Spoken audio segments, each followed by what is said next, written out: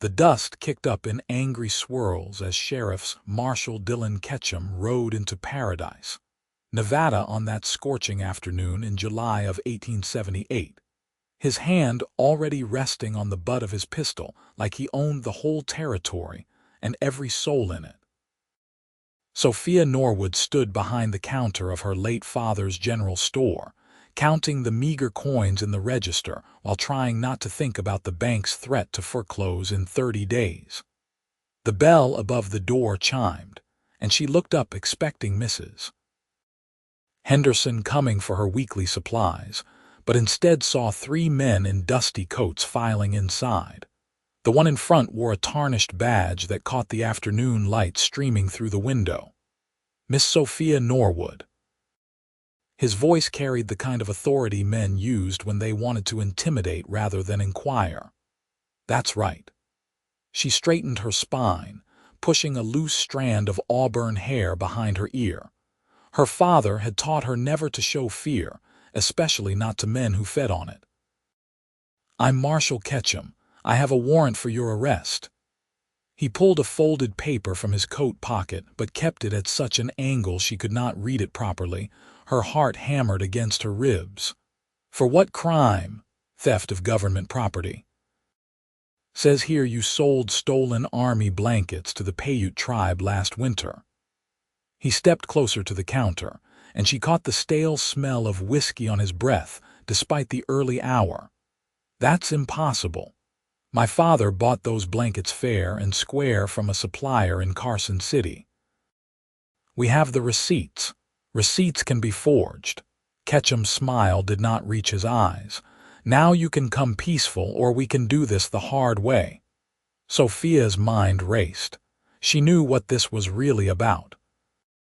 2 weeks ago, she had witnessed Ketchum and his men taking protection money from every business on Main Street except hers. When he had tried to collect from her, she had told him she would report him to the territorial governor. He had laughed then, but the look in his eyes had promised retribution. "I want to see that warrant up close. I have a right to read the charges." Ketchum's expression darkened. "You will see it at the jail, girl. Now get your things." The bell chimed again, and everyone turned. The man who filled the doorway had to duck slightly to enter, his broad shoulders nearly spanning the frame.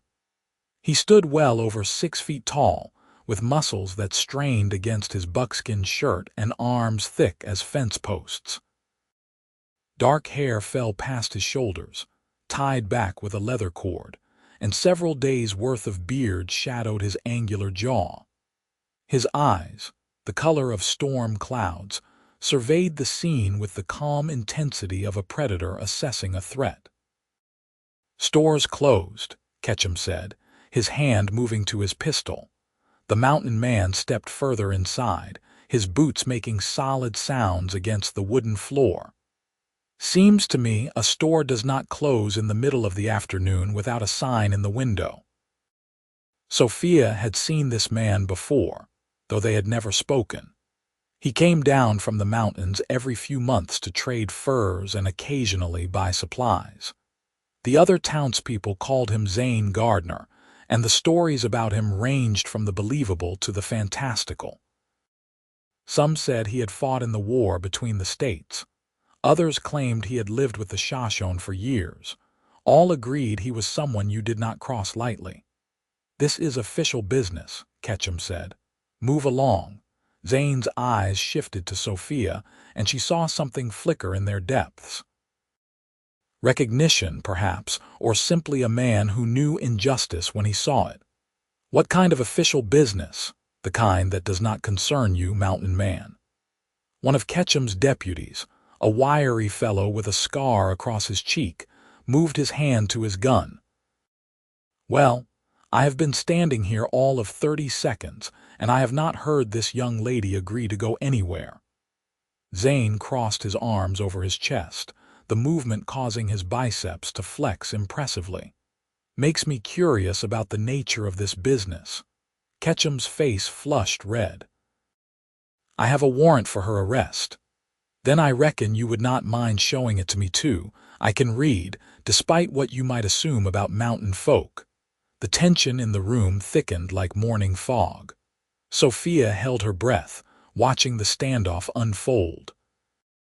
She barely knew this man, yet here he stood, inserting himself between her and three armed lawmen. "This is your last warning," Ketchum said through clenched teeth. Zane took 3 long strides and positioned himself between Sophia and the marshal, his massive frame blocking her from view. When he spoke again, his voice carried the quiet certainty of a man who had faced down grizzly bears and lived to tell about it. "Show me the real warrant or leave." The silence stretched like hot taffy. Sophia could hear her own heartbeat pounding in her ears.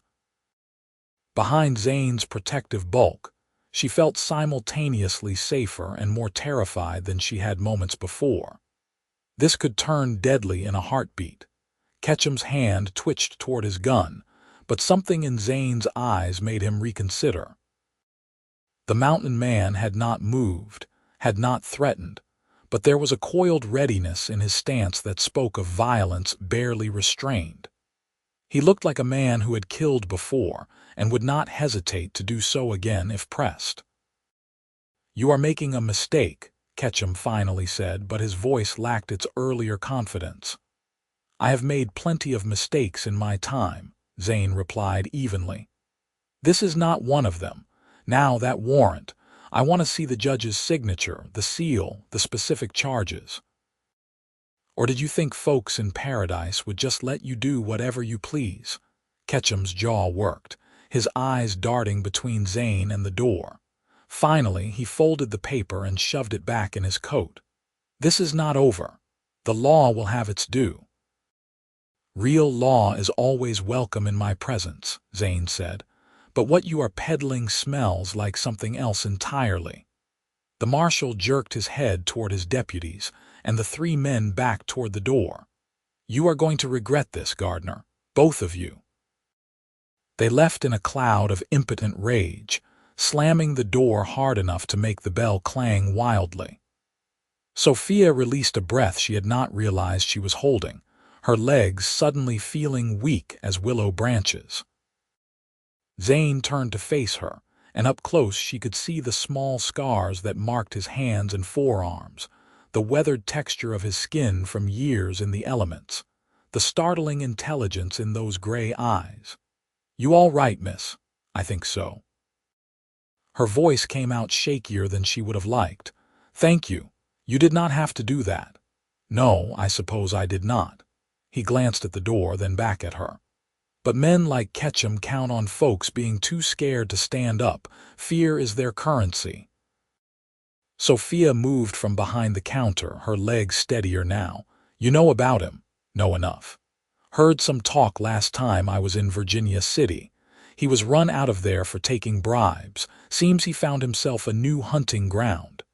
Zane's expression darkened. "What is he really after?" She considered lying, maintaining her pride, but this man had just put himself in danger for her sake. He deserved the truth. 2 weeks ago, I threatened to report him to the territorial governor for extortion. Every business owner on this street pays him protection money. I refused. So this warrant is fabricated. The blankets he mentioned were legitimate stock. My father would never deal in stolen goods. Her throat tightened at the mention of her father, who had died 6 months earlier from pneumonia, leaving her alone with a struggling business and debts she could barely manage. Zane was quiet for a moment, his gaze assessing. "You have those receipts you mentioned, in the back office?" "Every transaction my father ever made documented and filed." "Good. Keep them safe. Might need them." He moved toward the door, and panic fluttered in her chest at the thought of him leaving. "Wait." The word came out before she could stop it. "What if he comes back? What if he brings more men?" Zane paused, his hand on the door frame. "He will not come back today. He needs time to figure his next move, and he will not want witnesses. Men like him prefer to do their dirty work in the shadows." He looked back at her, and something in his expression softened. but you are right to be concerned. Ketchum is not the type to let this go. Then what should I do? Lock your doors tonight. Keep a weapon close.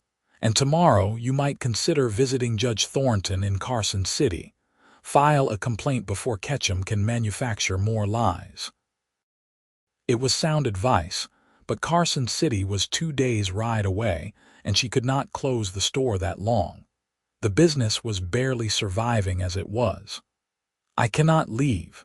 If I close for 4 days, I will lose what few customers I have left. Zane studied her for a long moment, and she found herself unable to look away from those storm-gray eyes. There was something ancient in his gaze, something that spoke of loneliness and long winters in the high country. What about family? Someone who could travel for you. I am alone. The words tasted bitter. My mother died when I was young. My father passed last winter. There is no one else.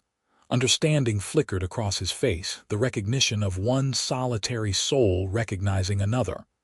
I will stay in town for a few days. Keep an eye on things. You do not have to do that. You have already done more than anyone could expect. Maybe so. He pushed the door open, and the heat from outside rolled in like a physical force. But I reckon I will anyway. He left before she could protest further, his tall frame disappearing down the boardwalk.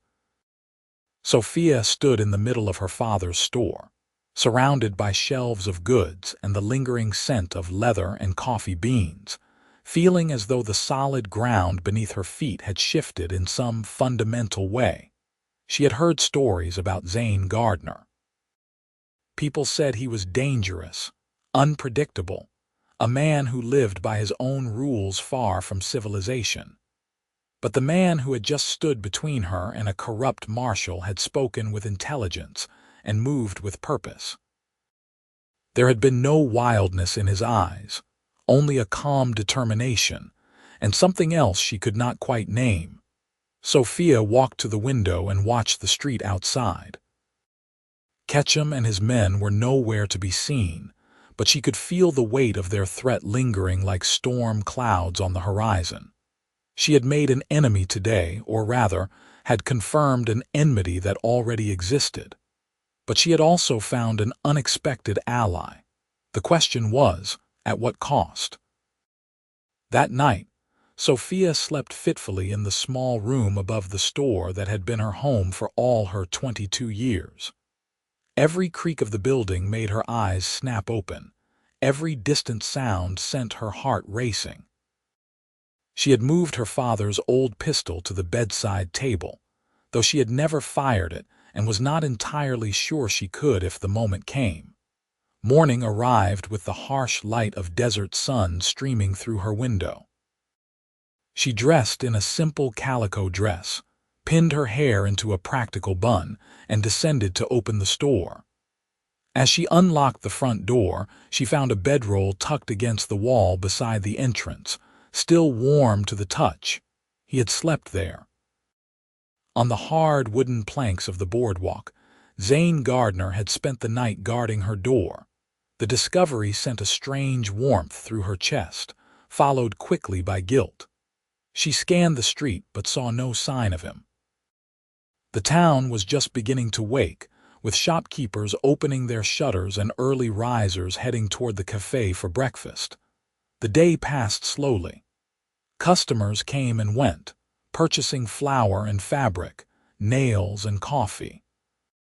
Sophia went through the motions mechanically, part of her attention always on the door, watching for either Ketchum's return or another glimpse of her unlikely protector. It was nearly noon when Zane appeared, carrying a bundle wrapped in canvas. He entered the store with that same economical grace she had noticed yesterday, moving like a man accustomed to navigating dense forest and rocky terrain. "Morning," he said, setting the bundle on the counter. "Good morning." She gestured toward the street. "You stayed outside all night." Seemed like the prudent thing to do. He unwrapped the canvas to reveal 3 rabbit carcasses already skinned and cleaned. "Thought you might be able to use these or trade them." Sophia looked at the rabbits, then at him. You hunted this morning. Dawn is the best time. Up in the mountains, you learn to make use of every hour. He paused, seeming almost uncertain for the first time. I can take them elsewhere if you have no need. No, I can use them. Mrs. Henderson will buy at least one, and the cafe might take the others. She reached for her cash box, but he held up a hand. No payment. Consider it a trade for the information you are about to give me. What information? About Ketchum. About what is really happening in this town. Zane leaned against the counter, and despite his size, there was nothing threatening in the posture. I have spent most of my life avoiding places with too many people, too many rules. But I have been coming to Paradise for near on 5 years now, and I remember when it was different. When folks did not look over their shoulders every time a badge walked by. Sophia glanced at the door, ensuring they were alone. It started about 8 months ago. Ketchum arrived with his deputies, claiming to be assigned by the territorial marshal's office. At first, everything seemed normal. Then businesses started having problems. A fire here, a theft there, and Ketchum would show up with a solution, pay him a monthly fee, and these problems would stop. Protection money. Exactly. Most people paid. They were scared, and Ketchum made it clear what would happen if they refused. Old Mr. Peterson, who ran the blacksmith shop, he stood up to them. Her voice dropped. They beat him so badly he could not work for 2 months. Eventually, he sold his business and left town. Zane's jaw tightened. And the real law, where are they in all this? The nearest federal marshal is in Carson City, 2 days away. By the time anyone could ride there and back, Ketchum would have made his move. Plus, he has that badge. People assume it is legitimate. Might be legitimate. That does not mean the man wearing it is. Zane straightened, his height making her feel small in a way that was not entirely unpleasant. What about the town council? The mayor? Mayor Hutchins is terrified of Ketchum. The council has not met in months. Sophia felt the familiar frustration rising. We are not a large town. Maybe 300 people. Most are just trying to survive, to make a living in hard country. They do not have the means to fight. But you do. It was not a question, and the way he said it, with something almost like admiration in his tone, made heat rise in her cheeks. I have more stubbornness than sense, according to my father.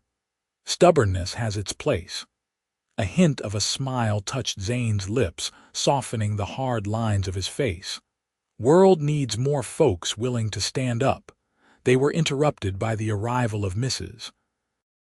Henderson, a plump woman in her 50s who had been friends with Sophia's mother.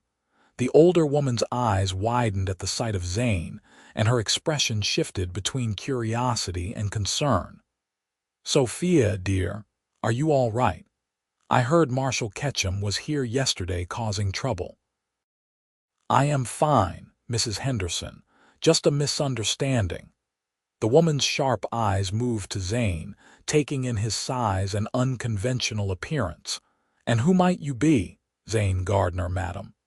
He touched his forehead in a gesture that might have been a salute or simply a greeting. I trade furs and such. Oh, you are the mountain man. I have heard about you. Mrs. Henderson's expression thawed slightly. People say you are fair in your dealings. I try to be. Mrs. Henderson turned back to Sophia. Well, I am glad someone with sense was here. Ketchum is a viper in a waistcoat, mark my words. She proceeded to make her usual purchases, but not before buying all 3 rabbits at a fair price and adding, "You watch yourself, dear. And you, Mr. Gardner, I hope you are staying in town for a spell." After she left, Sophia met Zane's eyes. Everyone will know by supper time. Know what? That you defended me against Ketchum, that you stayed outside my door all night. She was not sure why she felt the need to point this out, except that she wanted to give him a chance to escape before his reputation became entangled with hers. Good, he said simply. Might make Ketchum think twice, or it might make him act faster. Possibly. Zane picked up the canvas, folding it with precise movements. Either way, I have never been one to worry overmuch about gossip. Why are you doing this? The question emerged before she could examine whether she truly wanted the answer. You do not know me. You have no obligation.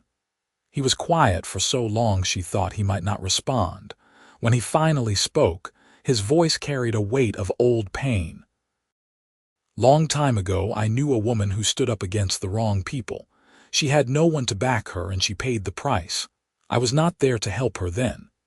His eyes met hers, and she saw shadows there, memories of loss that mirrored her own. I reckon I am here now. Before Sophia could respond, the door opened again, and the afternoon passed in a steady stream of customers.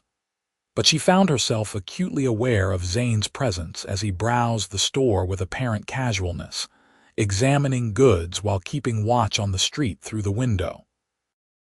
It was near closing time when Ketchum made his next move.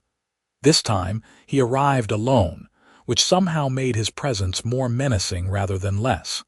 He entered the store with forced pleasantness, his badge gleaming against his black vest. Miss Norwood, Mr. Gardner. He nodded to each in turn. I believe we got off on the wrong foot yesterday. Sophia said nothing, letting the silence stretch. Behind her, she sensed rather than heard Zane's shift position, moving closer. I have been thinking, Ketchum continued. Perhaps there was some confusion about those blankets. These things can be difficult to trace. Maybe we could resolve this matter without involving the territorial courts. What are you proposing? Sophia kept her voice level, though her palms were sweating. Well, if you were to participate in our town protection program, I am sure any questions about your father's business practices would simply disappear. A goodwill gesture on both sides. You mean pay you to forget your fraudulent charges? Ketchum's smile hardened. I mean cooperate with local law enforcement, like every other sensible business owner in paradise. No. The word fell like a hammer blow. Ketchum's eyes narrowed and his hand drifted toward his pistol. You are making things very difficult, Miss Norwood. Seems to me she is making things very simple. Zane stepped fully into view, and the contrast between the two men was striking. Ketchum, for all his swagger, looked small and petty next to the mountain man's solid presence. She said no. In my experience, that is a complete sentence. You are still here. Ketchum's tone dripped with false surprise. I would have thought a man who lives in the wild would have better sense than to involve himself in town politics. I involve myself in right and wrong. Politics do not enter into it. Everything is politics, Gardner. You just have not learned that yet. Ketchum's expression turned calculating. Tell me, does the territorial government know about that cabin of yours up on Crown Peak? I wonder if you have proper claim to that land, or if maybe you are squatting on federal property. My claim was filed legal in 1874, but I appreciate your concern for my welfare. The two men stared at each other, and Sophia felt the air crackle with potential violence. Her hand moved instinctively toward the space beneath the counter where she kept her father's pistol. Finally, Ketchum stepped back. You are both making a grave mistake. This town needs order, needs someone willing to do what is necessary to keep folks safe. I am that person, whether you like my methods or not. Safe from what? Zane's question was genuine. Paradise is about as peaceful a town as I have seen. The only danger folks face here seems to come from your office. You do not know everything, Mountain Man. There are threats you cannot see. Bandits in the hills, hostile Indians, claim jumpers and thieves. Ketchum moved toward the door, his hand now resting openly on his gun. Someone needs to stand between civilization and chaos. Agreed, Zane said quietly. Just make sure you know which side of that line you are standing on. Ketchum left without another word, but the threat hung in the air like gun smoke. Sophia released a breath she had not known she was holding, her hands trembling slightly. "He is going to come back," she said. "And next time it will be worse. Probably." Zane walked to the window, watching Ketchum's retreating form. But he is also running out of options. Every time he backs down in public, he looks weaker. Men like him cannot afford to look weak. So what do we do? He turned to face her, and in the fading afternoon light his features seemed carved from granite. "We prove he is corrupt, get evidence that will hold up with the territorial authorities, and we do it fast before he decides to quit playing games." "How?" "I am still working on that part." The admission came with a wry twist of his lips. "I am better with tracking elk than tracking paper trails." Despite everything, Sophia felt a smile tug at her mouth. "Well, I am reasonably good with papers. Perhaps we make a fair team." "Perhaps we do."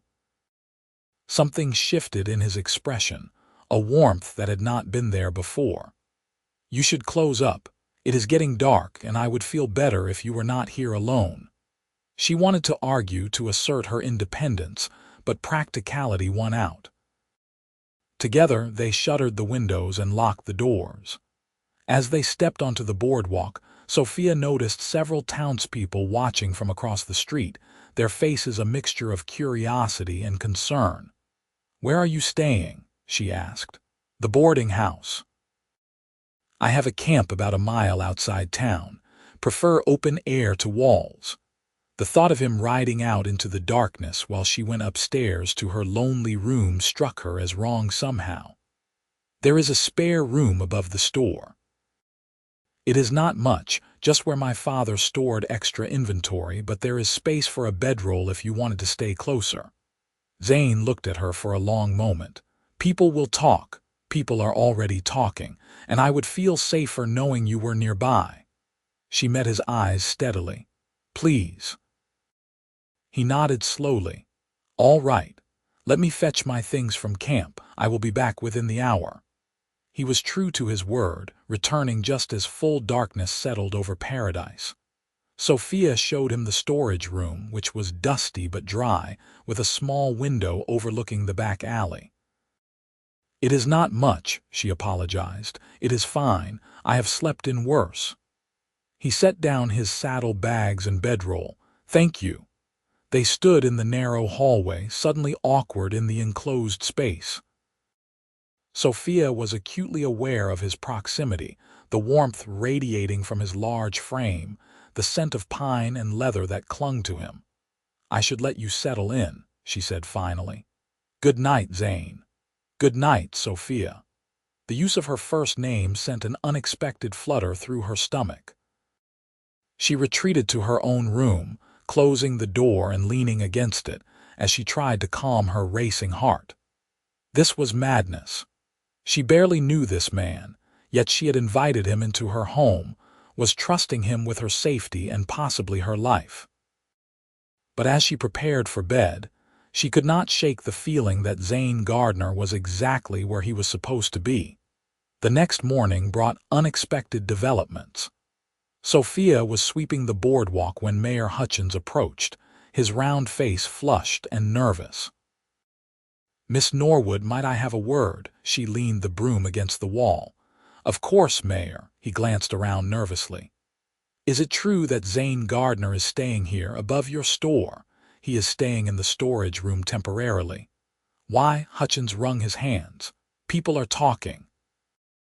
They say you have taken up with the mountain man and that you are both plotting against Marshal Ketchum."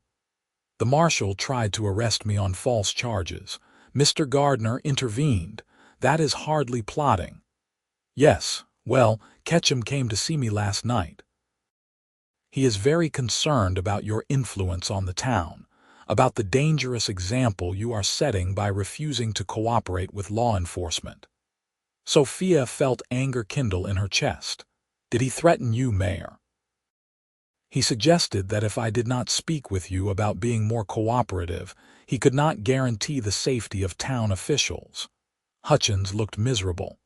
"I am sorry, my dear, but you must understand my position. I have a wife, grandchildren. I understand perfectly. You are afraid." She did not bother to keep the disappointment from her voice.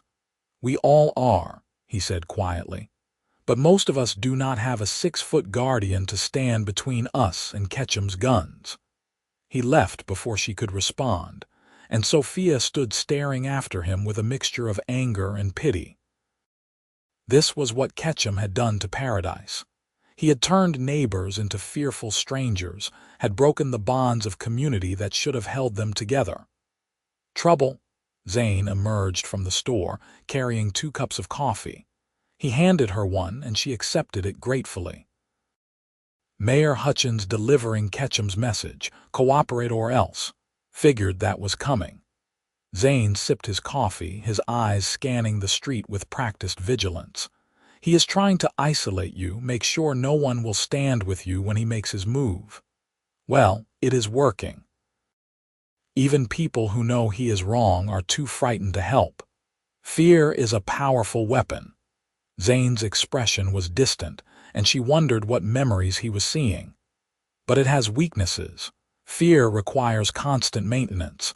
You have to keep people scared, keep them reminded of the consequences. That takes energy, makes mistakes more likely. You sound like you have experience with this. Some.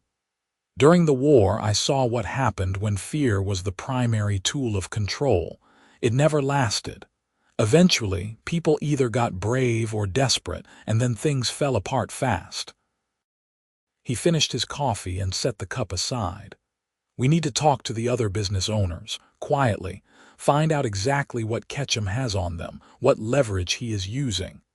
They would not talk to me before. Why would they now? Because now you have proven you can stand up to him and survive." "That is powerful." Zane's eyes met hers. "And because I will be with you. Sometimes all people need is to see someone else being brave first." They spent the day making quiet visits. First to the cafe owner, a widow named Clara who admitted through tears that Ketchum had threatened to spread rumors about her dead husband being a Confederate sympathizer unless she paid. Then to the smithy, now run by a young man named Thomas, who revealed that Ketchum had claimed to have a warrant for his arrest on desertion charges. Despite Thomas never having served in any army, the pattern became clear. Ketchum had found each person's vulnerable spot and exploited it mercilessly. The threats were always vague enough to be deniable but specific enough to terrify. By evening, they had spoken with 8 business owners, and all of them had similar stories. Fear and intimidation, wrapped in the legitimacy of a badge.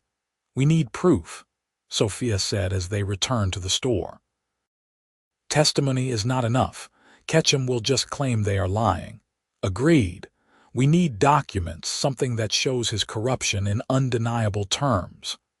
Zane leaned against the counter, his brow furrowed in thought. What does he do with all this money he is collecting? He cannot just keep it in his pockets. The deputy marshal's office is above the jail. He probably has a safe there. Can you think of any way to see inside it? Sophia shook her head. Not without breaking in, and that would be illegal. Sometimes illegal and wrong are not the same thing. Zane held up a hand before she could protest. I am not saying we should. Just pointing out that laws are not always just, especially when the people enforcing them are corrupt. She understood his point, but the idea of breaking into the marshal's office terrified her. If we were caught, it would give Ketchum exactly what he needs to arrest us legitimately. True enough. Zane straightened, rolling his shoulders as if preparing for action. Let me think on it. There might be another way. That night, after closing the store, they shared a simple dinner of bread and cheese in the small kitchen above the shop. The intimacy of the situation was not lost on Sophia. Here she sat, sharing a meal with a man she had known for only 3 days, yet who felt more trustworthy than people she had known for years. Can I ask you something personal? She ventured. You can ask. Cannot promise I will answer. That woman you mentioned. The one who stood up against the wrong people. Who was she? Zane was quiet for so long she thought he would not respond. Finally, he said, her name was Elizabeth. She was a school teacher in a mining camp in Colorado back in '72. Some of the mine owners were using Chinese workers essentially as slaves, paying them nothing and threatening their families if they complained. Elizabeth started teaching the Chinese children, helped some of the families learn English so they could advocate for themselves. What happened? The mine owners did not appreciate her interference. They burned down the schoolhouse with her in it, made it look like an accident. His voice was flat, emotionless, but Sophia could hear the pain beneath the surface. I was trapping in the high country at the time. Did not find out until I came down for supplies 3 weeks later. By then, she was buried, and the owners had brought in a new teacher who knew better than to cause trouble. I am so sorry. The words felt inadequate. Were you and she together? We were courting, I suppose you would call it. I had asked her to marry me that spring, move to my cabin where she would be safe. But she said she could not abandon her students, that someone had to stand up for people who could not stand up for themselves. He met Sophia's eyes, and she saw the old guilt there. She was right, of course. But being right did not save her. You could not have known what would happen. Could not I? His expression was bleak. I knew those mine owners were ruthless. I knew what they were capable of. But I chose to go back to the mountains instead of staying, chose isolation over involvement. That choice cost Elizabeth her life. Sophia reached across the table and placed her hand over his. His skin was rough, calloused from years of hard living, but warm. Her death was not your fault. The blame lies with the men who struck the match. Head knows that. Heart is not always convinced. He looked down at their joined hands but did not pull away. That is why I stayed yesterday, why I am staying now. I could not help her, but maybe I can help you. I am glad you are here, she said softly. I know I should be stronger, should be able to face this alone, but the truth is I am terrified. Being scared is not the same as being weak.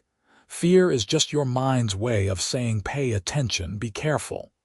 Zane turned his hand over, gently squeezing hers. You are one of the bravest people I have met, Sophia Norwood. Do not let anyone tell you different. The moment stretched between them, charged with something neither seemed willing to name.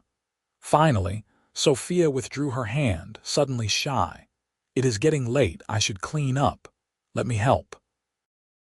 Zane stood, gathering the dishes. Least I can do, considering you are feeding me. They worked in companionable silence, and Sophia found herself hyper-aware of every movement, every accidental brush of shoulders in the small kitchen. There was something developing between them, something that went beyond gratitude or convenience. It frightened her almost as much as Ketchum did, but in an entirely different way. The next morning brought disaster. Sophia woke to the sound of shouting in the street. She threw on a robe and rushed to the window to see smoke rising from the far end of Main Street. The cafe was on fire. She ran downstairs to find Zane already dressed and moving toward the door. Stay here, he ordered. Absolutely not. She grabbed her shawl and followed him into the chaos. Half the town was in the street, forming a bucket brigade from the well. The cafe's front windows had shattered from the heat, and flames licked hungrily at the wooden structure. Clara stood weeping as her livelihood burned. Ketchum and his deputies were conspicuously absent. Zane joined the bucket brigade, his strength allowing him to pass heavy loads of water with ease. Sophia helped where she could, organizing the women to wet down the neighboring buildings to prevent the fire from spreading. It took 2 hours to get the blaze under control, and by then the cafe was a smoking ruin. Clara sat on the ground, staring at the destruction with empty eyes. It was them. she said dully when Sophia knelt beside her. "Ketchum's men. I saw them riding away right after it started. They threw something through the window. We will get you help," Sophia promised. "We will rebuild." "With what?" Clara laughed bitterly. "I have nothing. No insurance, no savings. He has destroyed me." Sophia looked up to find Zane standing nearby, his face black with soot and his expression murderous. "This was a message," he said quietly. "For you. He is showing what happens to people who talk to us." The realization hit her like a physical blow. Clara had spoken with them yesterday, had shared her story, and now she had lost everything. "I have to stop this," Sophia said, standing. "I will go to him now, agree to whatever he wants. I cannot let innocent people suffer because of me. No." Zane's hand closed around her arm, not roughly but firmly. "That is exactly what he wants. You give in now, you teach him that burning buildings gets results. Next time it will not be a building, it will be a person. So what do? Let him terrorize the whole town. We end this. Today." Zane's eyes held a steely determination. "I am going to the marshal's office. You said breaking in was too dangerous. I am not breaking in. I am walking through the front door and demanding to see his warrant book, his authorization from the territorial office, all of it. And I am not leaving until I get answers. He will kill you. He will try." Zane's tone was matter of fact, but I have been in tight spots before, and I am betting Ketchum is enough of a coward that he would not shoot an unarmed man in broad daylight with witnesses. "You are not doing this alone. Sophia, no." She stepped closer, craning her neck to meet his eyes. "You have been saying we are a team. That means I go where you go. Besides, he is less likely to shoot if I am there. Even corrupt lawmen think twice about killing women in public." Zane looked like he wanted to argue, but something in her expression must have convinced him. "All right. But you stay behind me, and if shooting starts, you run. Understood?" "Understood." They walked down Main Street together, and it felt like the longest walk of Sophia's life. People stared from doorways and windows, their faces reflecting fear and a desperate kind of hope. By the time they reached the jail, a small crowd had gathered at a safe distance, watching to see what would happen. The jail was a sturdy adobe building with iron bars on the windows and a heavy wooden door. Zane pushed it open without knocking and stepped inside, Sophia close behind him. Ketchum sat behind a desk, cleaning his pistol. His two deputies lounged against the far wall. All three men straightened at the intrusion. Well, Ketchum said, setting the gun down but keeping his hand near it. "To what do I owe this visit?" "I want to see your credentials," Zane said. "Your appointment papers, your warrant book, your authorization to operate in this territory." "You have no right to demand that." "Actually, I do. Territorial law says any citizen can inspect a marshal's credentials upon request. It is meant to prevent exactly what you are doing here." Ketchum's eyes narrowed. "You have been reading law books, Mountain Man. That is surprising." "I read a lot of things up in the high country. Long winters, not much else to do." Zane's voice was calm, but Sophia could see the tension in his shoulders. "So, your papers. Let us see them. And if I refuse, then I ride to Carson City and file a formal complaint with the territorial marshal, along with sworn statements from every business owner you have been extorting, including Clara, whose cafe burned down this morning under suspicious circumstances." "That fire was an accident," Ketchum said smoothly. "Tragic, but these things happen. Show me your papers or I leave right now for Carson City. Your choice." The standoff stretched for long seconds. Finally, Ketchum smiled. "You know what? I will show you my papers. I have nothing to hide." He stood and walked to a safe in the corner, working the combination. Sophia's heart pounded as he opened it and withdrew a leather folder. But instead of documents, his hand emerged holding a derringer. Your mistake, Ketchum said, was thinking I cared about the law. Everything happened at once. Zane shoved Sophia toward the door as Ketchum fired. The bullet meant for Zane's chest went wide as the mountain man dove to the side, hitting the floor and rolling behind a desk. The two deputies drew their guns, but Zane was already moving, kicking a chair into one man's legs and sending him sprawling. Sophia, instead of running as Zane had ordered, grabbed an oil lamp from a shelf and hurled it at the second deputy.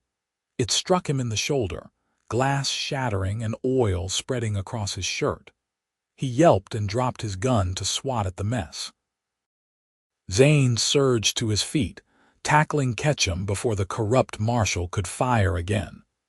The two men crashed into the wall, and Ketchum's derringer went skittering across the floor. They grappled, Ketchum fighting with desperate fury while Zane used his superior size and strength to press the advantage. The first deputy was recovering, reaching for his fallen gun. Sophia saw it happening as if in slow motion. Without thinking, she kicked the weapon away, sending it sliding under a filing cabinet. "Stay down," she told him with more bravery than she felt. Meanwhile, Zane had gotten Ketchum into a headlock, forcing him to his knees. "Done fighting?" he growled. Ketchum's response was to slam his elbow backward into Zane's ribs.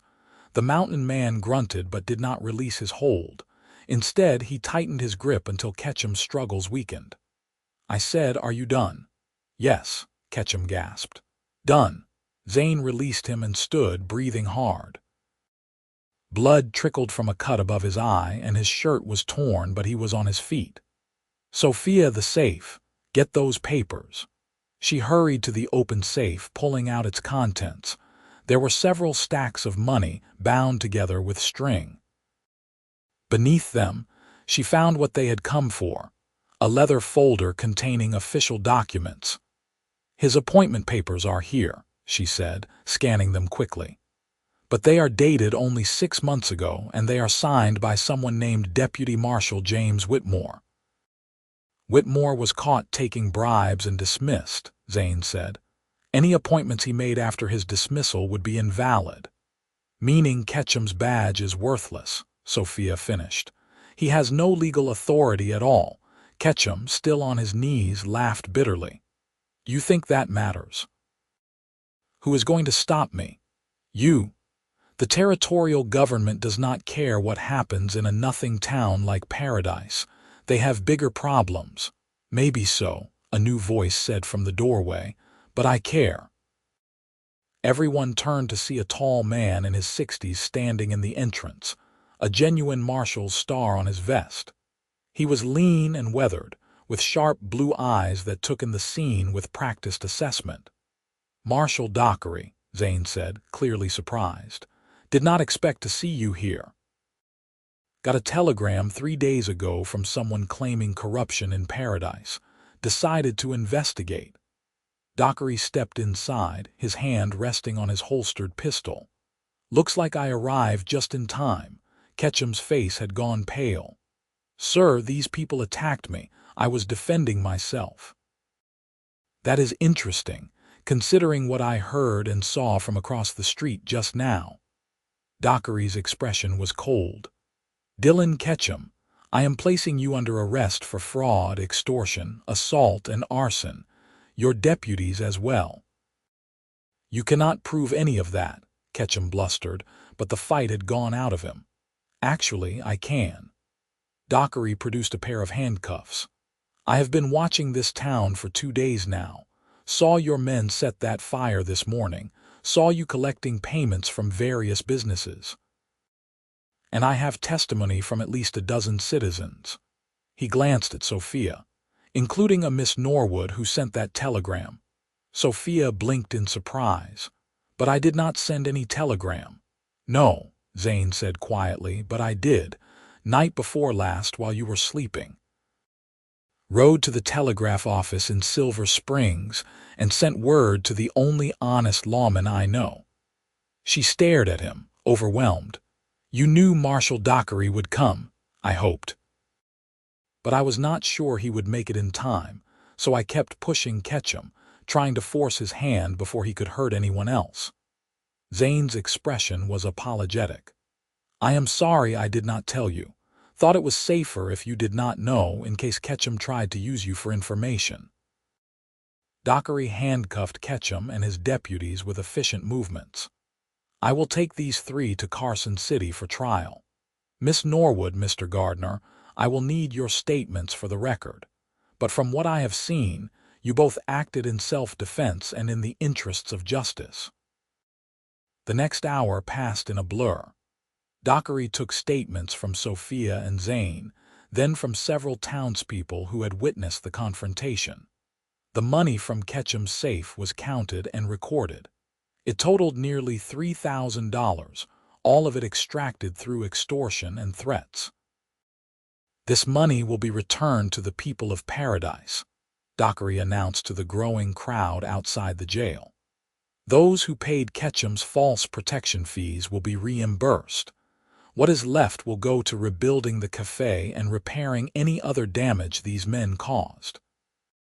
A cheer went up from the assembled townspeople. Clara, still covered in soot from fighting the fire, was openly crying. Mayor Hutchins stepped forward, suddenly brave now that the danger had passed. "Marshal Dockery, on behalf of Paradise, I want to thank you. And I want to apologize to Miss Norwood for my earlier cowardice. You showed more courage than any of us." Sophia accepted his words with grace, though she could not help feeling that the apology came far too late. It was Zane who had stood by her when it mattered, Zane who had risked his life to protect her and the town. As the crowd began to disperse, Dockery pulled Zane aside. Sophia watched them talk in low voices, saw the older man clasp Zane's shoulder in a gesture of respect and friendship. Finally, as the sun began to set, casting long shadows across Main Street, Sophia and Zane found themselves alone on the boardwalk outside her store. "You saved us all," she said. "The telegram, standing up to Ketchum, everything. I do not know how to thank you. You do not need to thank me." "We were a team, remember?" Zane smiled, and it transformed his face, softening the hard edges and making him look younger. "Besides, you were the one brave enough to refuse Ketchum in the first place. All I did was back you up. You did considerably more than that." Sophia studied his face, memorizing the details. The small scars, the weathered skin, the storm-gray eyes that had seen so much. "What happens now? You will go back to your mountains." "I suppose I will." He looked away toward the distant peaks visible on the horizon. "That is where I live." "Right, of course." She tried to hide her disappointment, but some of it must have shown on her face. "Unless," Zane continued slowly, "unless you thought I should stay longer. Help rebuild the cafe, maybe. Make sure the town gets back on its feet properly." Hope fluttered in her chest. "That would be good. The town could use someone like you." "The town," he repeated. "What about you, Sophia? Could you use someone like me?" She looked up at him, this man who had appeared in her life like a force of nature and changed everything. "Yes," she said simply. "I could." He smiled again, wider this time, and reached out to gently tuck a strand of hair behind her ear. The gesture was tender, intimate, and sent shivers down her spine. "Then I reckon I will stay a while longer." The next weeks passed in a flurry of activity and gradual healing. True to his word, Zane stayed in Paradise, helping to rebuild Clara's cafe and generally making himself useful around town. The returned extortion money was distributed fairly, and people began to smile again, to walk the streets without fear. Sophia found her days falling into a new rhythm. She would open the store in the morning, and often Zane would stop by for coffee before heading to whatever project needed his strength and skill. Sometimes he would stay, helping her stock shelves or repair the aging building. Other times he would disappear for hours, only to return with fresh game for the community or wood for someone's stove. He had a way with people, she discovered. For all that he claimed to prefer solitude, he was patient with children, respectful with elders, and fair in all his dealings. The townspeople, initially wary of the mountain man, came to trust and respect him. And every evening he would return to the room above her store, and they would share dinner and conversation. These were the hours Sophia treasured most. Zane told her stories of his life in the high country, of winters so harsh the snow reached the cabin's windows, of tracking mountain lions and wresting supplies away from curious bears. She, in turn, shared memories of her childhood, of her mother's gentle wisdom and her father's stubborn determination. They were getting to know each other in the way that matters, learning not just facts but the shape of each other's souls. One evening, nearly a month after Ketchum's arrest, they sat on the roof of the store watching the sunset paint the sky in shades of orange and purple. Zane had discovered the roof access and declared it the best view in town. "Can I ask you something?" Sophia said, breaking a comfortable silence. "Why did you really stay? Not just these past weeks, but that first day.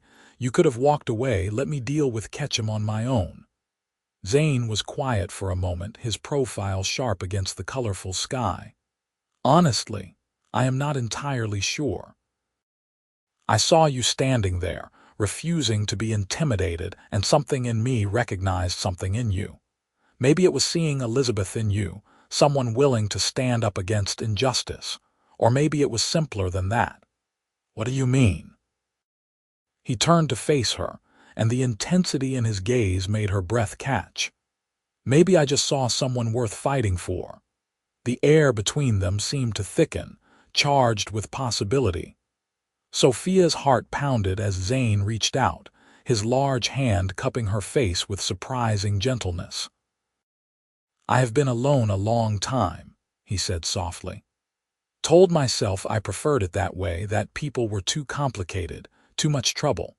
But these past weeks with you have made me wonder if maybe I was just waiting for someone who would make the complications worthwhile." "Zane," she whispered, not sure what she was asking for.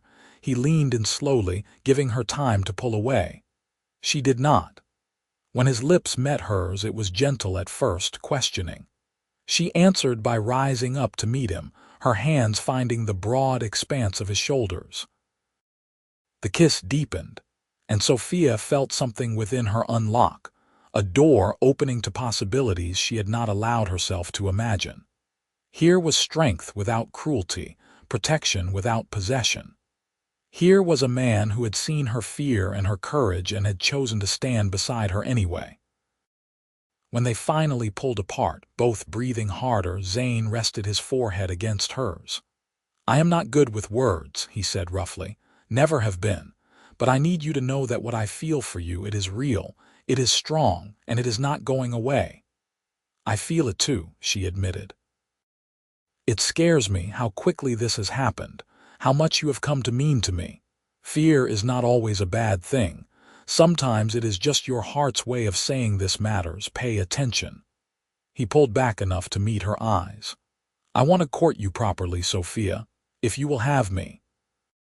Joy bloomed in her chest, bright and warm. "I would like that very much." They sat together as the stars emerged, talking quietly about the future. Zane admitted that he had been thinking about spending less time in the mountains, perhaps taking on work closer to town. Sophia confessed that she had been considering expanding the store, maybe adding a small library or lending service for books. "We could make it work," Zane said. "I have some money saved, and with Ketchum's extortion money being returned, your financial situation should improve." "It is already better. The store has been busier since you started coming around. People seem more willing to shop when they are not afraid." She leaned against his solid shoulder. "But it is not just about money. I want to build something here, something good. A place where people can feel safe and valued. Then that is what we will do." He kissed the top of her head. "Together." The summer gave way to autumn, and with it came change and growth. Clara's new cafe opened to great celebration, larger and finer than before. The town council held elections and chose new leadership, people with the courage to stand against corruption. And Zane Gardner, once a solitary figure in the mountains, became a fixture in paradise. He built a small cabin just outside town, close enough to be involved in community life, but far enough to maintain some privacy. It was a compromise between his love of solitude and his growing attachment to Sophia and the town. Their courtship proceeded at a pace that felt both achingly slow and impossibly fast. Zane was careful with her reputation, always proper in public, but in private moments, the connection between them deepened into something profound and unshakable. They went on long rides into the desert, where he taught her to read tracks and identify plants. She introduced him to books and poetry, discovering that, for all his rough exterior, he had a surprisingly thoughtful mind. They talked about everything and nothing, building a foundation of trust and understanding. It was October when Zane asked her to marry him. They were at his cabin, Sophia having ridden out to bring him supplies. He had been building furniture, and the small space smelled of fresh-cut pine. As she set down her basket, he caught her hand and pulled her close. "I have something to ask you," he said, and she could hear nervousness in his voice for the first time since she had known him. "What is it? You know I am not a man of many words or fancy gestures. I do not have much to offer except a strong back and a loyal heart. But I love you, Sophia Norwood. I love your courage and your kindness, your intelligence and your stubborn refusal to back down from what is right. I want to spend my life with you if you will have me." He reached into his pocket and withdrew a ring.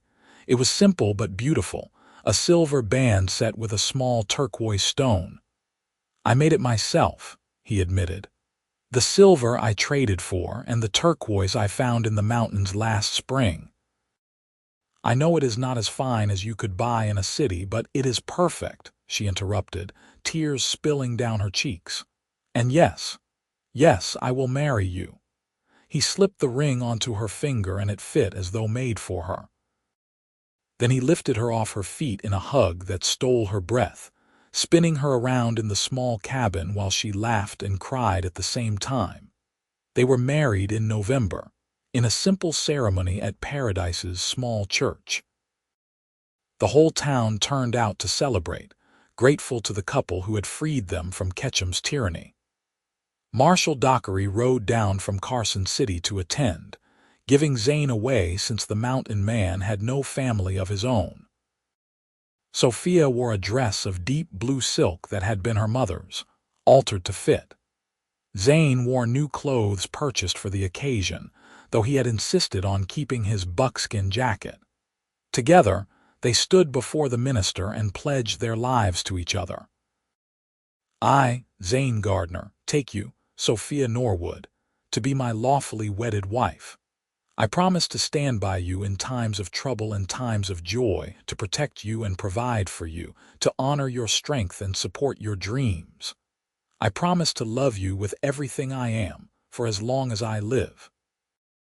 His voice was steady and sure, and when Sophia looked up at him, she saw her whole future in his storm-gray eyes. "I, Sophia Norwood, take you, Zane Gardner, to be my lawfully wedded husband.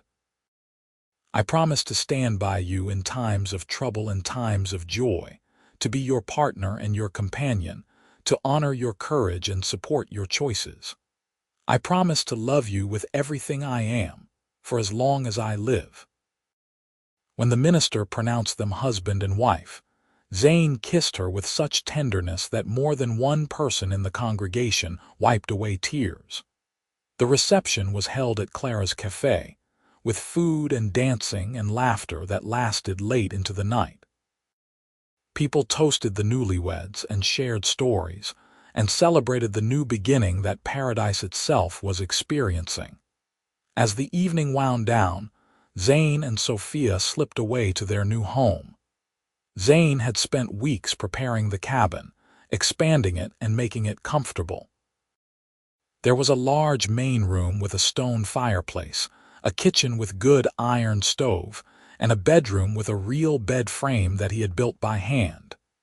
"It is beautiful," Sophia said, looking around at the space that would now be theirs. "You have made it into a real home. I had good motivation." Zane came up behind her, wrapping his arms around her waist and pulling her back against his chest. "Wanted it to be perfect for you." She turned in his arms, reaching up to trace the line of his jaw. "It is perfect. You are perfect." "Far from perfect," he murmured, but he was smiling. "But I am yours." "Yes," she agreed. "You are mine." Their first night as husband and wife was everything Sophia had dreamed and more. Zane was gentle and patient, treating her with a reverence that made her feel cherished and desired in equal measure. The strength that had intimidated Ketchum's men was channeled into protective tenderness, and Sophia felt safe in a way she never had before. Afterward, they lay tangled together beneath warm quilts, watching firelight dance across the ceiling. "Are you happy?" Zane asked, his fingers tracing lazy patterns on her shoulder. "Happier than I ever imagined possible," she said honestly. "When my father died, I thought my life was over. I would run the store until it failed and then I would have nothing. But you changed everything. You changed everything for me too." His arms tightened around her. "I was half alive before you, Sophia, going through the motions but never really feeling much of anything. You woke me up, reminded me that life is meant to be lived, not just endured." They talked into the early hours, making plans and sharing hopes. They would keep the store in town, but also expand the cabin into a proper homestead. Zane would continue to trap and hunt, but closer to home. Sophia would maintain her business but also help other women in town start their own enterprises, creating a community of mutual support. "I want children," Sophia said softly. "Someday. Is that something you want too?" "Yes," Zane said without hesitation. "I want a family with you. Want to fill this house with noise and laughter. Want to teach our sons to track and our daughters to be brave. Want all of it, as long as it is with you." She kissed him then, pouring all her love and hope into the gesture. The future stretched before them, uncertain but bright with possibility. Winter arrived, blanketing the mountains in snow and turning paradise into a quiet, insular place. But the cabin was warm, and Sophia discovered that she loved the slower pace of the cold months. She and Zane would spend long evenings by the fire, reading or talking or simply being together in comfortable silence. He taught her practical skills: how to cure meat, how to split wood efficiently, how to recognize when a storm was coming. She taught him the finer points of bookkeeping and introduced him to novels that he devoured with surprising enthusiasm. They visited town regularly, and Sophia continued to run the store with Zane's help. But their life together at the cabin became the center of their world, a haven from the demands and complications of the outside world.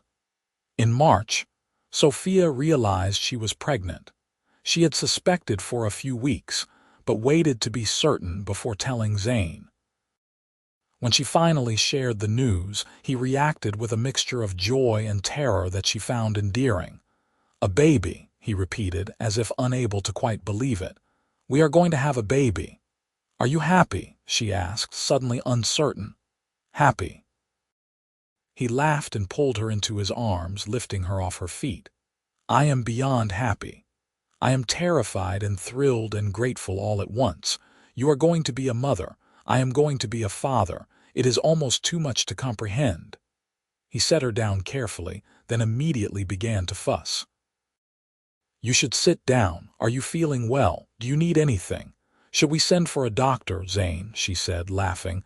"I am pregnant, not dying. Women have been doing this since the beginning of time." Yes, but you are my wife. That makes it different. He was only half joking, and Sophia felt a rush of love for this man who had fought corrupt marshals without flinching, but who was now worried about her carrying their child. The pregnancy progressed smoothly. Sophia continued to work in the store through the summer, though Zane insisted on taking over the heavier tasks. The townspeople rallied around them, offering advice and support. Clara organized a gathering where the women of paradise brought gifts and shared their own experiences of motherhood. It was strange and wonderful to be part of a community in this way, to have people care about her and her growing family. For so long, Sophia had been alone, first with just her father and then by herself entirely.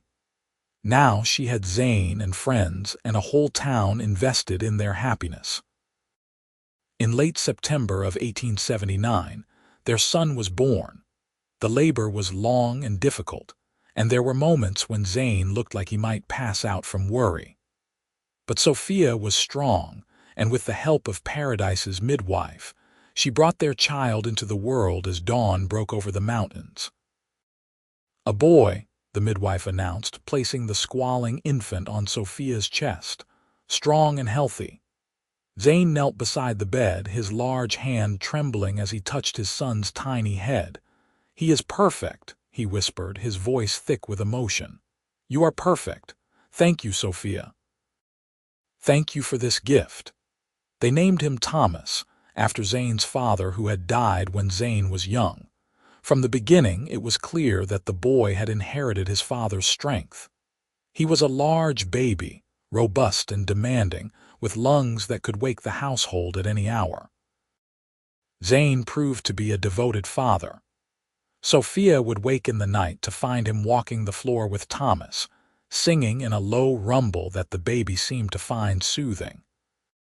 He made a cradle by hand, carved with intricate designs of mountains and trees, and built toys that Thomas would someday be old enough to appreciate. "I never thought I would have this," Zane admitted one evening, watching Sophia nurse their son. "A family, a home. It all seemed like something for other men, not for someone like me. Someone like you, someone who lived half wild in the mountains, someone who was more comfortable with solitude than society."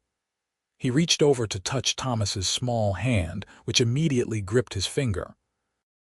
"But you changed me, made me want things I did not even know I was missing." "You changed me too," Sophia said. "Made me braver, stronger, showed me what it means to have a true partner." As Thomas grew from infant to toddler, their lives settled into a rhythm that felt both exciting and stable. Zane continued to hunt and trap, though he never ventured far from home. Sophia managed the store with help from a young woman she had hired, allowing her more time with Thomas. The town of Paradise flourished in the years following Ketchum's removal. With fear no longer strangling commerce and community, new businesses opened and families moved to the area. The town council, led by capable people who actually cared about their constituents, made improvements to roads and public buildings. Zane and Sophia became pillars of the community, respected for their courage and valued for their contributions. They hosted gatherings at their cabin, bringing together neighbors for celebrations and support. They helped newcomers get established, lending tools and offering advice. They were part of something larger than themselves, and they found deep satisfaction in that connection. In the spring of 1881, Sophia became pregnant again. This time, she recognized the signs immediately and was able to prepare. Thomas was now an energetic 2-year-old, keeping both parents busy with his explorations and endless curiosity. "He is going to be a mountain man like his father," Sophia said, watching Thomas try to climb everything in reach. "He's going to give us gray hairs," Zane countered, but his pride was evident. "Boy has no fear." "He gets that from both of us," Sophia pointed out. "We did stand up to a corrupt marshal. Fair point." Zane caught Thomas just before he toppled off a chair, setting the boy safely on the ground. Though I hope his life is less exciting than ours has been. One corrupt lawman per generation is plenty. Their daughter was born in November, a smaller baby than Thomas had been but no less healthy. They named her Caroline after Sophia's mother, and from her first breath she was different from her brother. Where Thomas was bold and physical, Caroline was observant and thoughtful, watching the world with serious eyes. Zane was utterly smitten. Sophia watched with amusement as this man who had once lived alone in the wilderness became completely undone by a tiny girl. He would spend hours simply holding Caroline, talking to her in a gentle voice that he seemed to reserve just for her. "I think you have a favorite," Sophia teased one evening.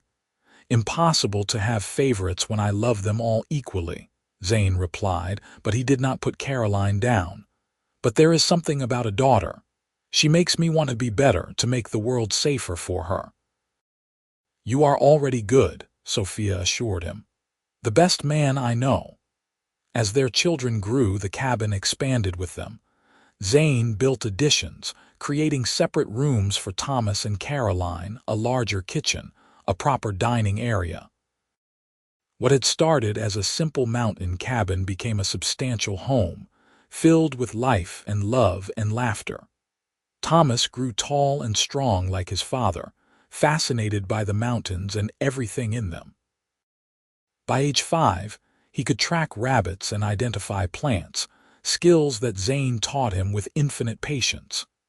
Caroline, though younger, showed a love of books and learning that reminded everyone of her mother. She would sit for hours with the picture books Sophia ordered from back east, making up stories for the illustrations. The years passed in a blur of domestic happiness, punctuated by the usual trials of frontier life. There were harsh winters and dry summers, illnesses overcome and accidents survived. Through it all, Zane and Sophia stood together, their partnership growing deeper and more resilient with each challenge faced. In 1885, when Thomas was 6 and Caroline 4, Sophia became pregnant for a third time. This pregnancy was harder than the previous two, and she found herself exhausted much of the time. Zane took over more of her responsibilities, managing both the household and helping at the store. "You are doing too much," Sophia protested. "You cannot be everywhere at once." "I can try," he said, bringing her tea and putting her feet up. "You grew and birthed our children. The least I can do is make sure you have rest while you are carrying this one." Their third child, another son they named David, arrived in early 1886. He was a smaller baby like Caroline had been, but healthy and alert. With 3 children now, the Gardner household was constantly in motion. Sophia sometimes looked at her life and marveled at how far she had come. 7 years ago, she had been alone and afraid, facing down a corrupt marshal with nothing but stubborn courage. Now she had a husband who loved her unconditionally, 3 beautiful children, and a place in a thriving community. "You ever miss it?" she asked Zane one evening after the children were asleep. "The solitude, the freedom of the mountains." "Sometimes," he admitted. "There are moments when I remember the quiet, the simplicity of that life. But then I look at what I have now and I would not trade it for anything." He pulled her close. "You and our children are worth more than all the solitude in the world." Even when Thomas breaks things and Caroline argues about bedtime and David cries at 3 in the morning, even then, he kissed her forehead. "Especially then. This is life, Sophia. Real, messy, beautiful life. And I am grateful for every moment of it." As their children grew older, Zane and Sophia found new rhythms. Thomas became his father's shadow, learning tracking and hunting and survival skills. Caroline discovered a love of numbers and started helping in the store, her quick mind perfect for the work. David, the youngest, showed signs of being a peacemaker, always trying to mediate between his more strong-willed siblings. In 1890, Paradise celebrated its 20th anniversary as an incorporated town. The celebration was a multi-day affair with food, music, and speeches. Zane and Sophia were asked to speak about their role in freeing the town from corruption, and though both were uncomfortable with the attention, they agreed. Standing before the assembled townspeople, Sophia looked out at familiar faces, at children who had been born since those dark days of Ketchum's rule, at a community that had grown and flourished. "What happened here 12 years ago," she said, "was not about heroes or grand gestures. It was about ordinary people finding the courage to stand up for what was right. It was about refusing to accept injustice simply because it was easier than fighting. And it was about community, about people choosing to support each other even when it was dangerous to do so." Zane spoke next, his words simple but powerful. "I came to this town as an outsider, someone who preferred mountains to people. But Paradise taught me that there is strength in community, that we are better together than we could ever be alone. What we built here, what we continue to build, is worth protecting and nurturing, and I am honored to be part of it." The crowd erupted in applause, and Sophia felt tears prick her eyes. They had built something good here, something lasting. Their children would grow up in a place where justice mattered, where courage was valued, where community supported its members. That night, after the festivities had ended and the children were asleep, Zane and Sophia lay in their bed talking quietly. "Do you ever think about how different things might have been?" Sophia asked.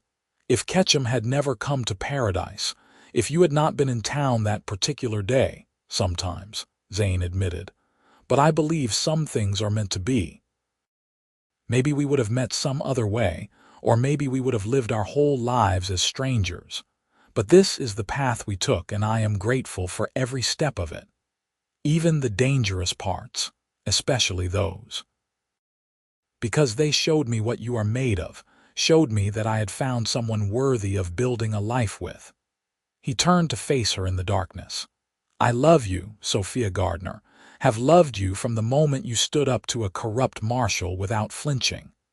I love you too. From the moment you stepped between me and danger without being asked." They made love then, with the tenderness and passion of people who had built a life together through joy and hardship. And afterward, held in his arms, Sophia felt the deep contentment that comes from being exactly where you are meant to be. The years continued their steady march.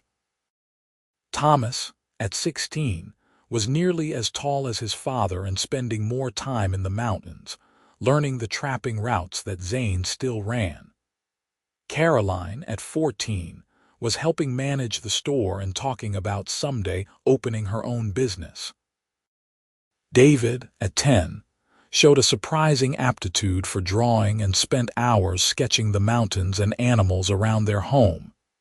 In 1896, Paradise got its first telephone line, connecting it more fully to the larger world. The Wild West that Sophia and Zane had known in their youth was fading, replaced by something more civilized but perhaps less adventurous. "Does it bother you?" Sophia asked, watching as workers installed poles for the telephone wire. "The changes, the way things are becoming more settled."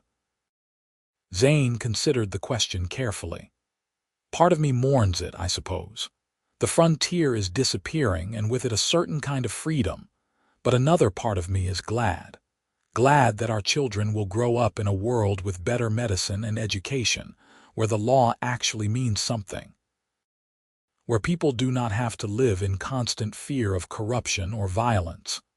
We helped make that possible," Sophia said. "By standing up when it mattered. We did, and that is a legacy worth having." As the new century approached, the Gardner family remained a central part of Paradise.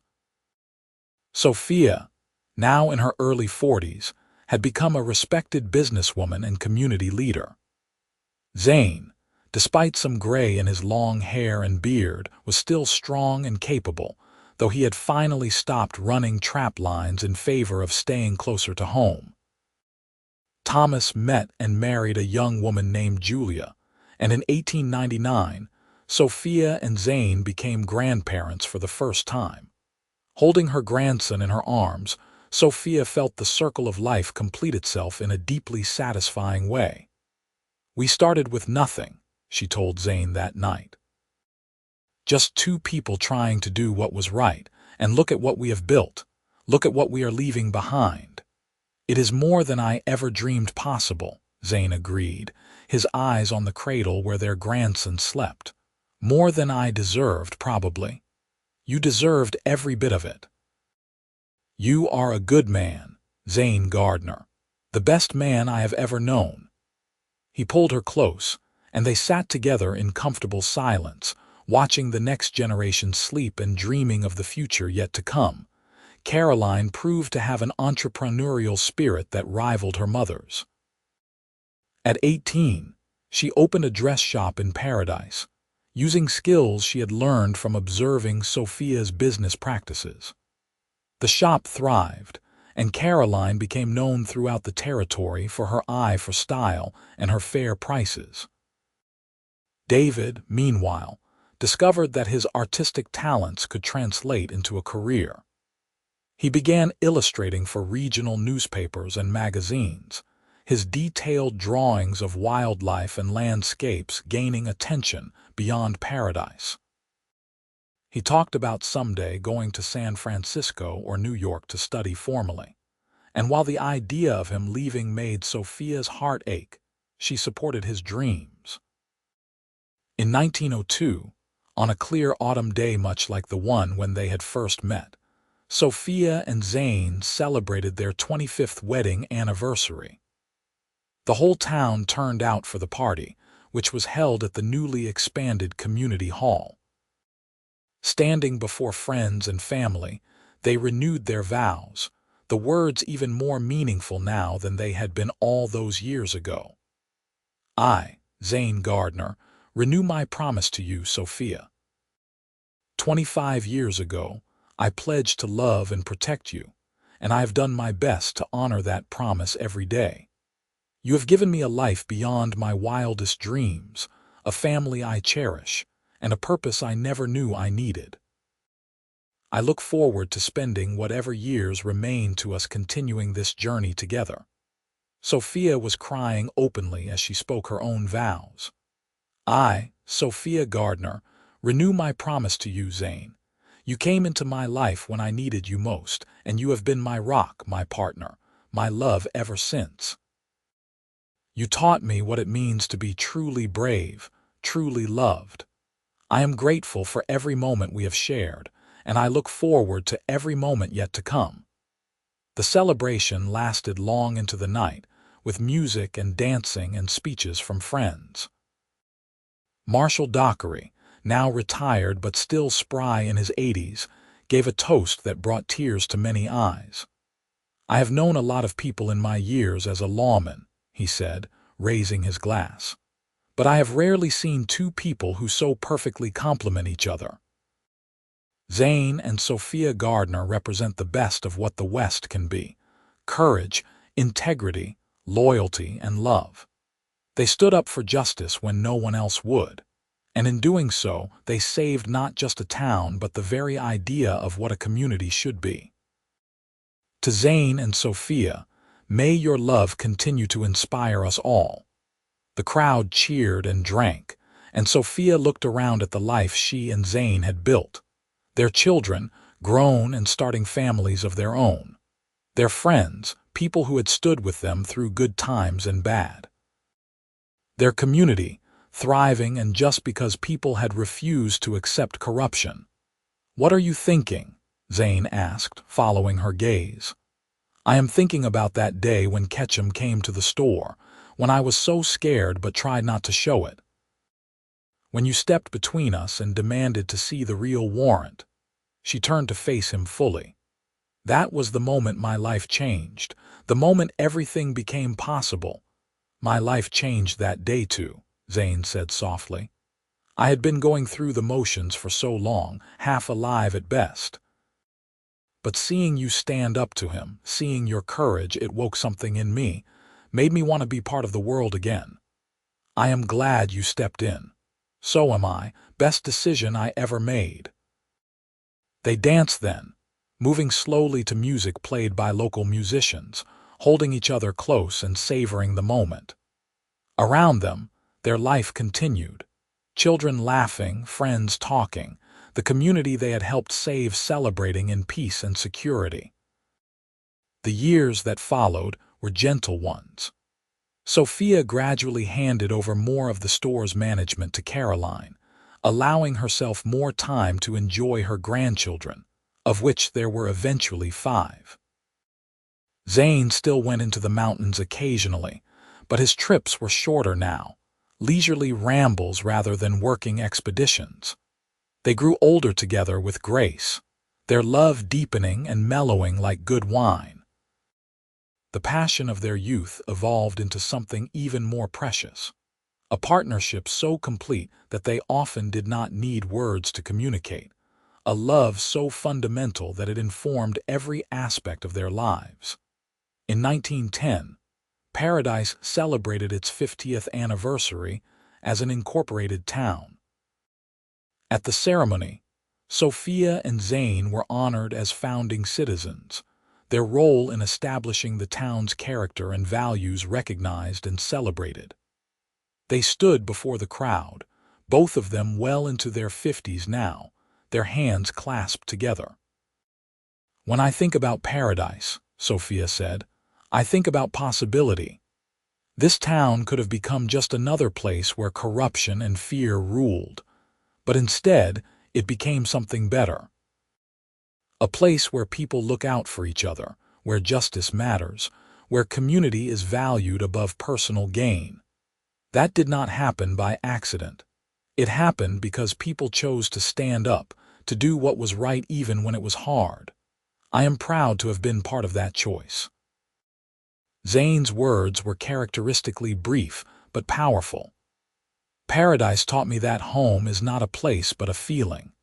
It is the warmth of community, the strength of shared values, the comfort of knowing you are among people who care. Thank you for welcoming a mountain man into your midst and showing him what it means to truly belong.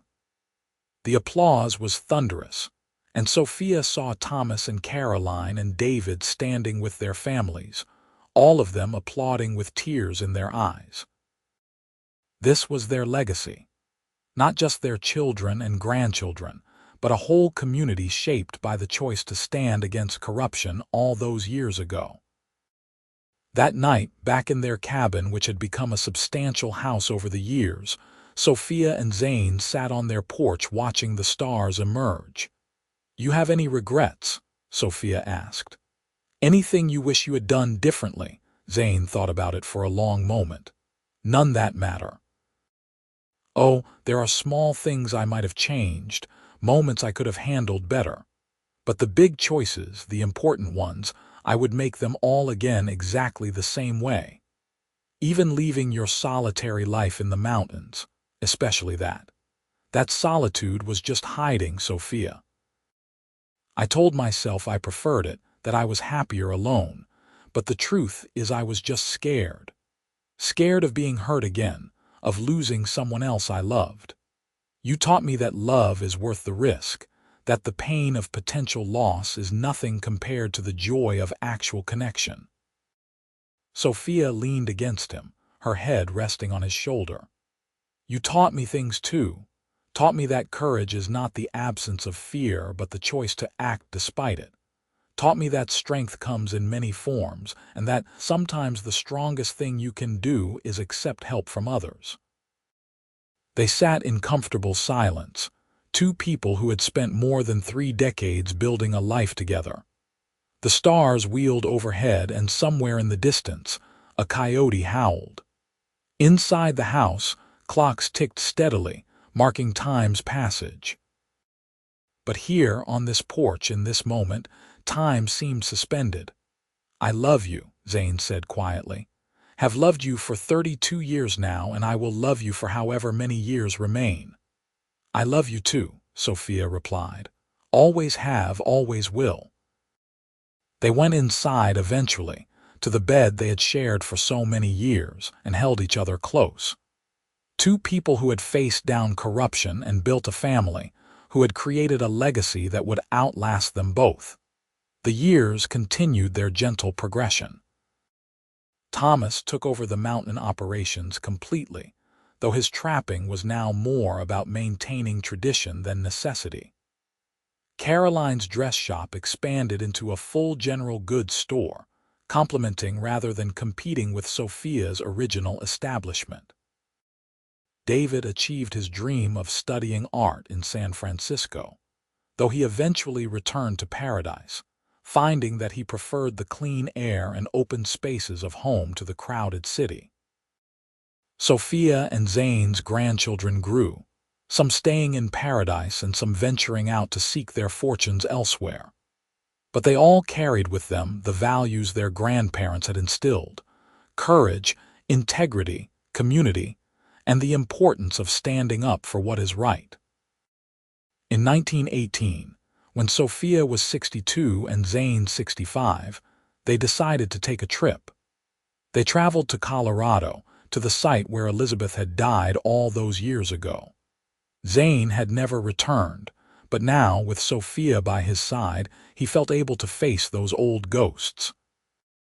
The mining camp was gone, replaced by a small town with paved streets and electric lights. They found the cemetery and located Elizabeth's grave, marked with a simple stone. Zane stood there for a long time, Sophia's hand in his. Finally, he spoke, addressing the woman he had loved and lost so many years before. "I did not forget you, Elizabeth. I never forgot. But I stopped letting your death define me. I found love again, built a life, stood up for people who needed it. I think you would have approved." "I hope you would have." Sophia placed flowers on the grave, and they stood together in respectful silence. Then they walked away, back toward their future rather than dwelling in the past. "Thank you," Zane said as they boarded the train that would take them home, "for understanding why I needed to do that. She was important to you, that makes her important to me too." Sophia squeezed his hand. "I am not threatened by your past, Zane. It made you who you are, and who you are is the man I love." They returned to Paradise to find their family and community thriving. The world was changing rapidly now, automobiles replacing horses, airplanes crossing the skies, a war raging in Europe. But Paradise remained a place of stability and values, an anchor in turbulent times.